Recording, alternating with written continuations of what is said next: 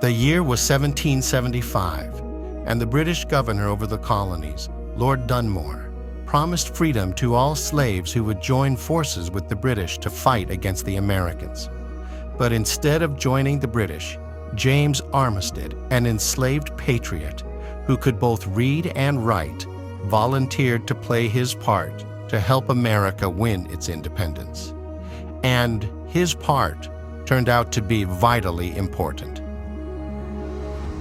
When James joined the fight against the British, the Continental Army assigned him to work under a French officer who greatly helped the American cause, Major General Marquis de Lafayette.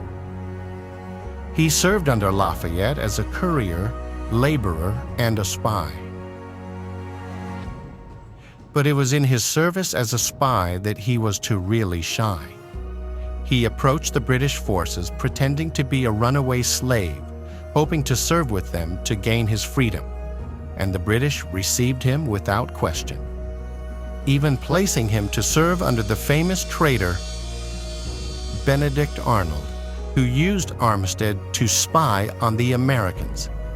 This made Armistead a valuable double agent and allowed him to move freely between both the British and the American commanders without raising any suspicion.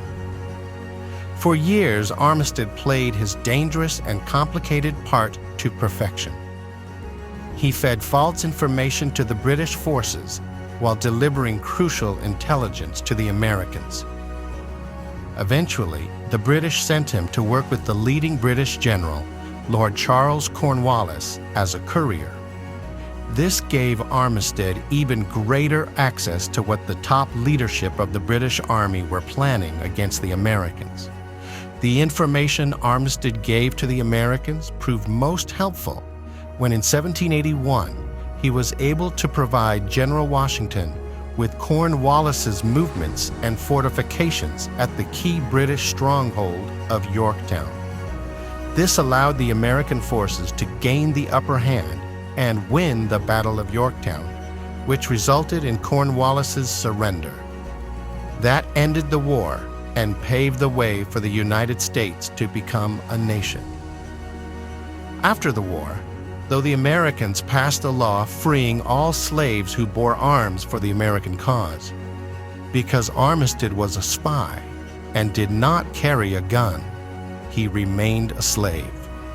But when his old friend, the Marquis de Lafayette, heard of this, he personally intervened and gained Armistead's freedom.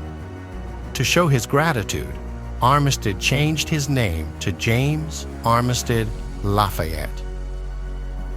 James Armistead Lafayette was indeed a great American patriot and a brilliant double agent.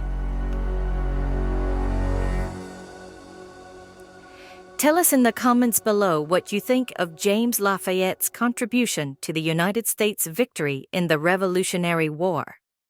Thank you for watching.